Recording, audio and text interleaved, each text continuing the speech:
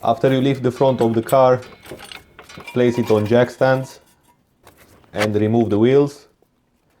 Now you can identify the sway bar end link and the rubber bushing. Same thing over here. This is the sway bar end link. This is the sway bar. And there is the rubber bushing which I'm going to replace. As you can see, the sway bar will reduce the body roll while turning into a corner by distributing the weight of the car on both wheels. Therefore can be an important safety component, especially while cornering and braking without an ABS on slippery roads.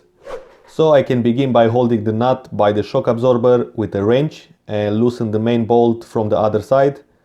To make it easier, lift the wheel from the knuckle just so the bolt will be free of pressure, therefore it can come out much easier. Now remove the end link from the sway bar. This can be quite tricky, but use some lubrication. Heat up the rubber with a torch and use a crowbar against the frame while twisting the end link out. Now finally it came out, and as you can see, the reason why it comes so hard out, see that indentation over there, and that rubber goes on there.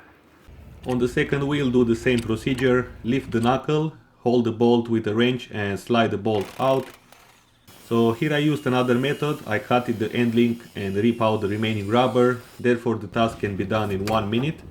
Now to remove the bushings which connects the sway bar on the frame, use a 16mm short socket and undo the bolt which holds the metal bracket on.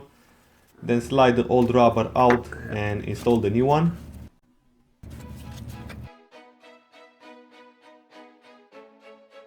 Next, slide the end links on using silicone lubricant in order to protect the rubber. You can press it with a crowbar or simply press it in by hand. There we go. Finally, lift the knuckle until the holes of the end link and shock absorber are aligned. Then lubricate the long bolt and slide it in. Also make sure that it goes in easy in order to not damage the threads. And tighten the nut, which should be on the shock absorber side. Alright guys, that was it. Job done. Thanks for watching and I will see you in the next video.